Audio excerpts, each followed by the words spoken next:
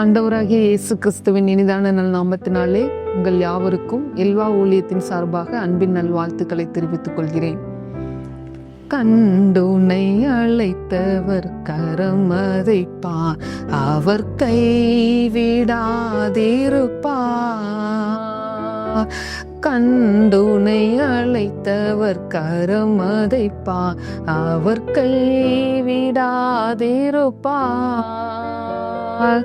ஆண்டுகள் தோறும் அவர் உனக்கு அளித்த ஆசைகளை எண்ணிப்பார் எண்ணிப்பார் எண்ணிப்பார் எண்ணிப்பார்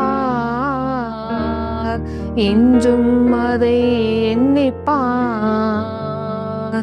காப்பார், உன்னை காப்பார், காத்தவர் காப்பார், இன்னும் இனிமேலும் காத்திடுவார்.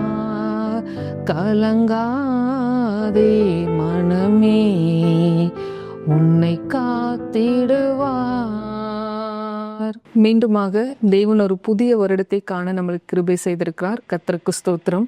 கடந்த வருடத்திலும் தேவன் நமக்கு அநேக நன்மைகளை செய்திருக்கிறார்.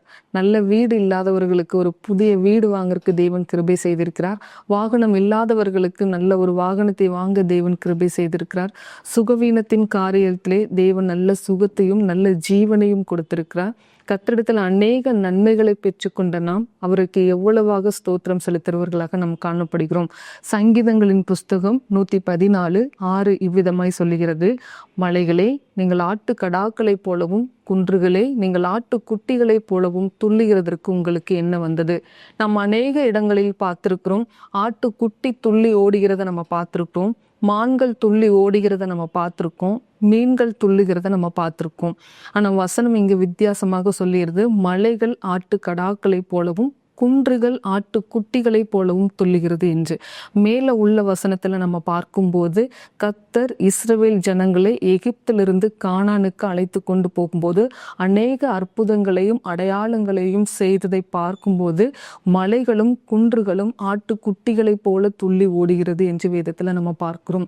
கர்த்தர் இஸ்ரவேல் ஜனங்களை எகிப்திலிருந்து அழைத்து கொண்டு போகும்போது செங்கடலை இரண்டாக பிளந்தார். அதன் வழியாக இஸ்ரவேல் ஜனங்களை கடந்து போக பண்ணினார். பார்வோனையும் அவன் சேனைகளையும் சமுத்திரத்திலே அழித்து போட்டார். மன்னாவை அவர்களுக்கு உணவாக கொடுத்தார். அவர்கள் இறைச்சியை கேட்ட பொழுது காடை அவர்களுக்கு உணவாக கொடுத்தார். எரிகோ கோட்டையை தகர்த்தெறிந்தார். யோர்தானை பின்னிட்டு ஓட செய்தார். இப்படி அநேக அற்புதங்களையும் அடையாளங்களையும் செய்து இஸ்ரவேல் ஜனங்களை எகிப்திலிருந்து கானானுக்கு அழைத்து கொண்டு போனதை இஸ்ரவேல் ஜனங்கள் கண்டார்கள். அங்கு சுற்றி உள்ள எகிப்தின் ஜனங்கள் கண்டார்கள். மாத்திரமல்ல, மலைகளும் குன்றுகளும் பார்த்து துள்ளி குதித்தது என்று வேதத்துல நம்ம பார்க்கிறோம்.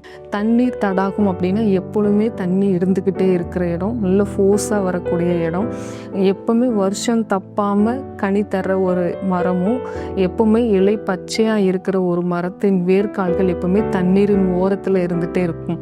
அது ஒரு ஆசீர்வாதமான இடம். அந்த மாதிரியாக வாழ்க்கையில எவ்வளோ பெரிய பிரச்சனைகள் போராட்டங்கள் இருந்தாலும் தேவன் எல்லாவற்றையும் தகர்த்து போட்டு தண்ணீர் தடாகமாக மாற்றுகிற தேவன் நம்மோடு கூட இருக்கிறார்.